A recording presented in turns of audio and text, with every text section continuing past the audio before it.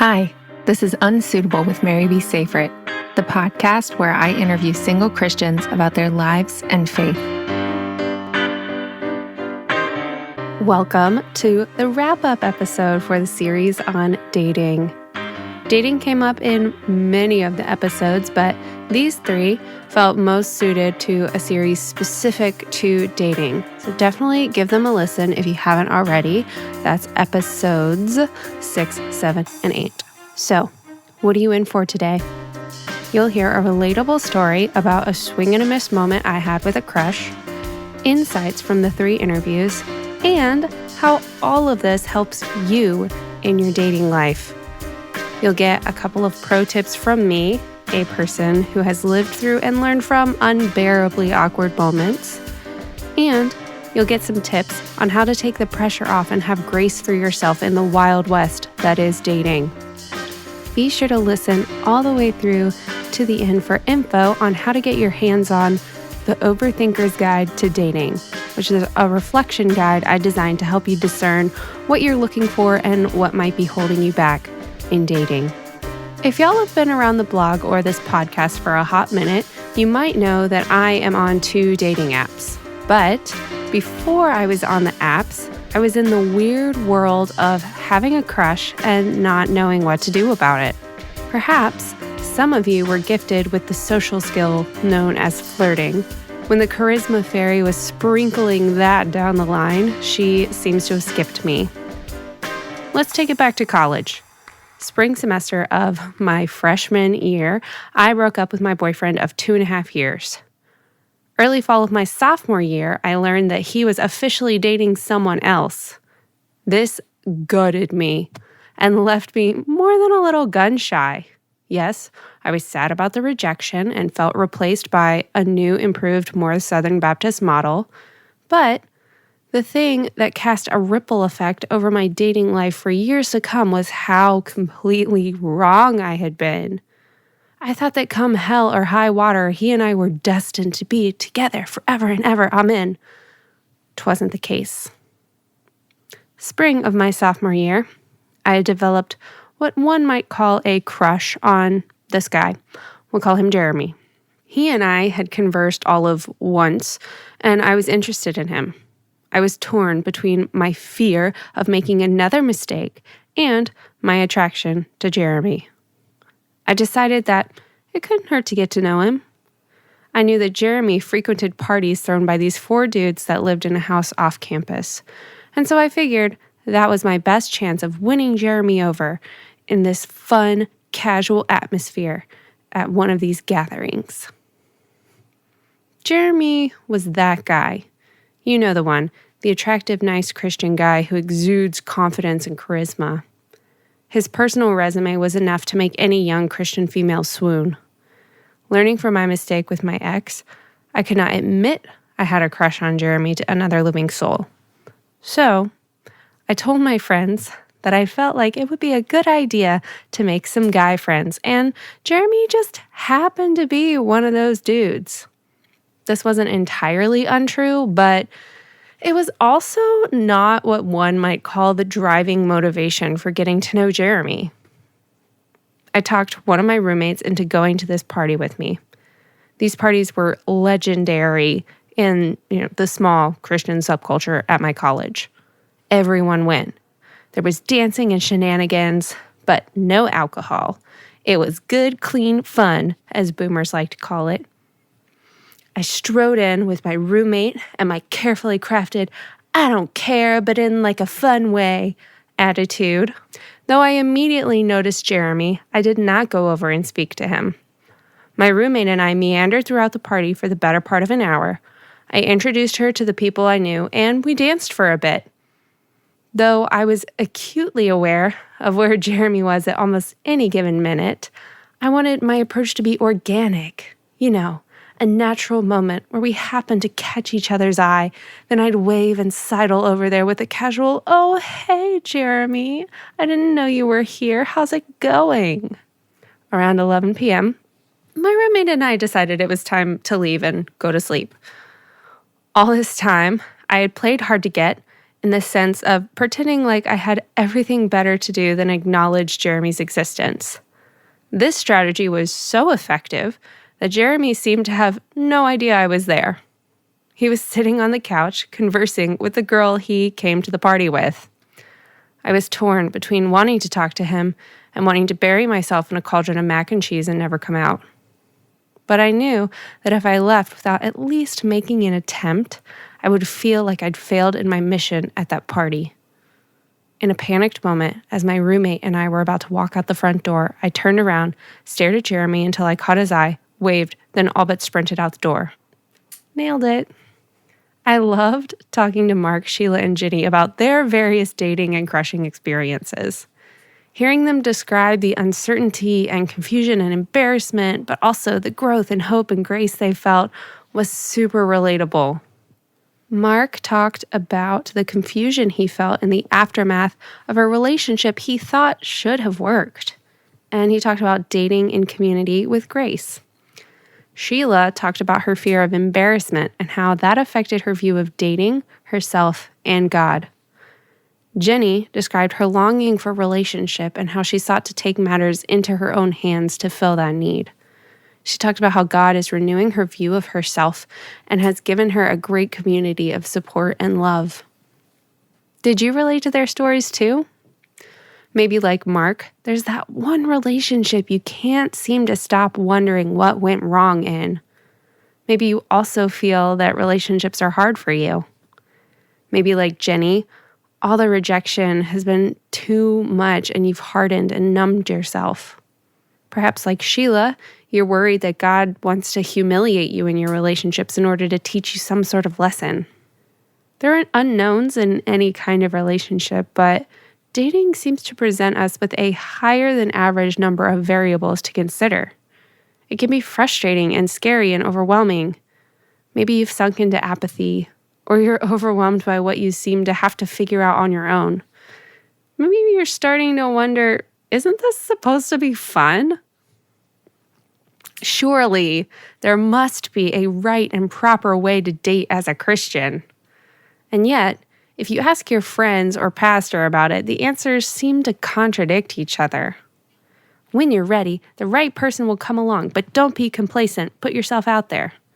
Focus on you, but also don't be self-absorbed. Don't settle for less than God's best, but also don't be picky. It can be difficult to weed through the generic advice. I found myself wondering, is there a formula for success here? And what does success in dating even mean? Marriage? Defining what you're looking for and what you definitely aren't? Not dying? General growth? With all the ambiguity, we can react in a couple different ways. If you're like me, it can be scary, so you look for a foolproof strategy that will ensure you remain in control and don't look like an idiot in the process. Perhaps for you, you shut down and numb yourself in the face of uncertainty. One thing that stuck with me from Sheila's interview was the question her priest asked her when she described her fear of praying for humility. He asked, "What do you think will happen?" This is a question my therapist has asked me when I present him with a situation like the one with Jeremy. I was so afraid of messing up or saying the wrong thing or making myself look dumb that I couldn't do anything. I was paralyzed. And so in asking the question, "What do you think will happen?" we work through the possibilities and we learn what exactly we're afraid of. That gives us information about how to move forward. As a problem solver, I like to go into every situation with a clearly defined plan of action, having considered all the contingencies. But when you're getting to know someone, going in with too many other motives and expectations and pressures can be more paralyzing than helpful. As dating as we know it did not exist in biblical times, it can be a challenge to glean any concrete dating advice from its pages. There are plenty of thoughts about relating to one another as brothers and sisters, as spouses, as neighbors, as friends, and even as enemies. The church over the years has offered its share of advice, from kissing dating goodbye to courting, and it's often fallen short. So, What are we to do when faced with this specific problem and don't really know where to turn for answers? The first thing I want you to do is take 10 seconds to just breathe.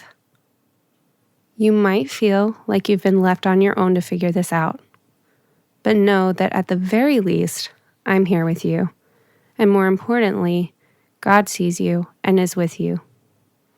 You have been making decisions and building a life and learning how to adult.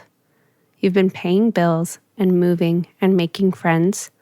You've gone to churches where you felt utterly invisible and alien. You've learned to do the mental acrobatics that are necessary to take an illustration of marriage or parenthood used to describe God's love and make it applicable to your life. You've grieved and learned and rejoiced.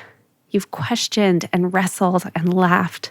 You've failed and gotten back up and tried again. You've been wounded by people with the best of intentions, people who were meant to care for you, and you're walking through the pain and the healing. You've figured stuff out, and you've done it all without the consistent emotional support of a romantic partner. You've had the Holy Spirit in you, guiding you, and maybe some good friends and mentors around you. That is hard, and I am so proud of you. For me, learning discernment started with prayerfully getting honest about what was going on with weird situations like the one with Jeremy. It took time and prayer and opening myself up to potentially awkward conversations with friends and mentors. But I'm slowly learning that it's okay to be uncomfortable. I'm learning about my own unhealthy habits that set me up for anxiety and defeatism. For a long time, I was so closed off and resigned myself to a shrugging, the world may never know, there must be something wrong with me attitude. It felt like so much was out of my control, particularly in regards to who I found myself drawn to. To be sure, there are always a ton of things that are not in our control. But when I started asking myself hard questions about my motivations and my fears, it turns out there were some things that could be addressed. I love what Sheila said about her situation with her crush who left her in that parking lot, Easter lily in hand. She said that she was entirely relying on him to read her mind, and she was imagining that he felt the same way and looking around for all these little signs.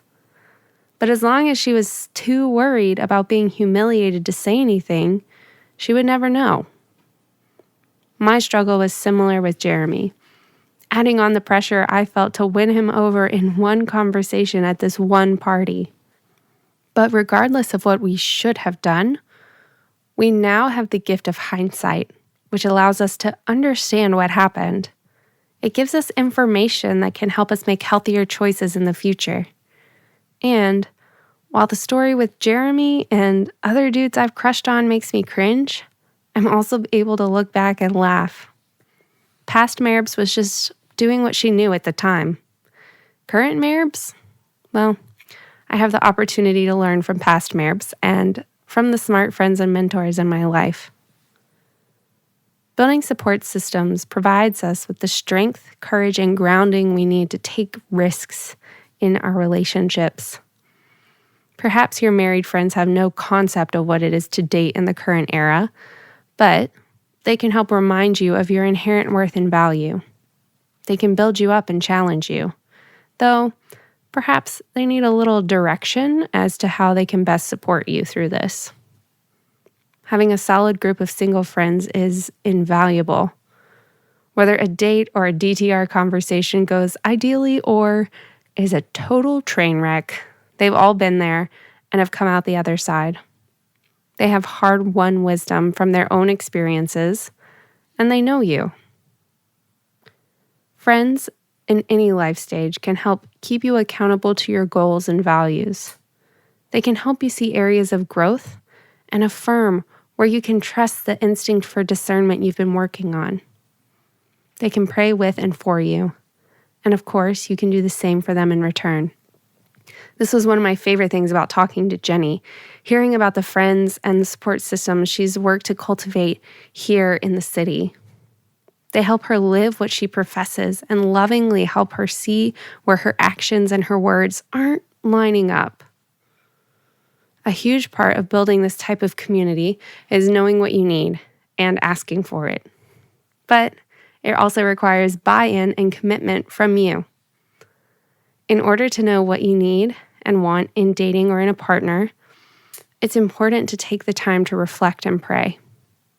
If marriage is something you want, ask God to help you see unhealthy patterns that might be sabotaging your dating life. Think about someone you know who might be interested in having more focused conversations about dating.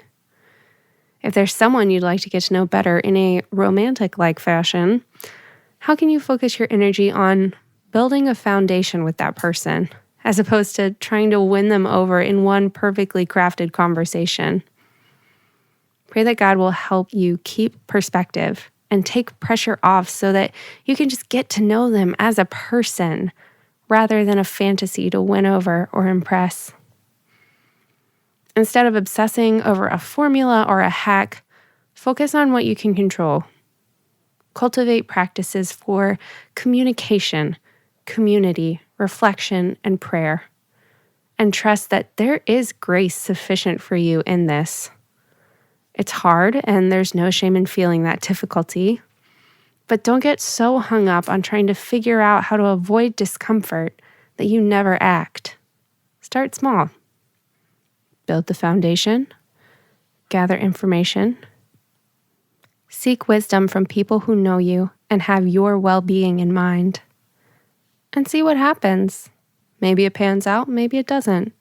Either way, you're still you. And God is still God.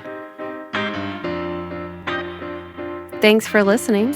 If you're interested in introspecting about all this but need a little bit of direction, I've created a guide to help you. It's called The Overthinker's Guide to Dating. In this guide, I walk you through questions and prayers to help you find clarity in what you want and help you figure out what's holding you back. And I'll point you to resources I love on building healthy relationships. To get this guide, head over to my website and subscribe to my newsletter by clicking on the Join the Conversation tab. Instructions on how to get your guide will come right to your inbox. This will also sign you up for my fortnightly email newsletter. Every other Wednesday, I send out an exclusive message to my people. It includes a brief story to help you stop and reflect so that you can engage more thoughtfully and intentionally in your life, a conversation starter to help deepen your relationships, updates on all things unsuitable, and a small challenge to help increase your mental bandwidth. That's a wrap on this series. Check back next week for the first interview in the brand new series, which is on work. If you're interested in supporting the show, please take a minute to subscribe, rate, and review. Apple Podcast is the best place for you to do that if you're able, but a follow on Spotify also goes a long way. Thoughts, comments, questions? There are a couple of ways you can get up with me. Head over to my website and click on Contact Me and drop me a line, or follow me on Instagram at maryb.safrit and slide into my DMs. Theme music is by Chad Rollinson and sound editing by Andrew Kim. Unsuitable with Mary B. Safrit is copyright Mary B. Safrit LLC 2019. All rights reserved.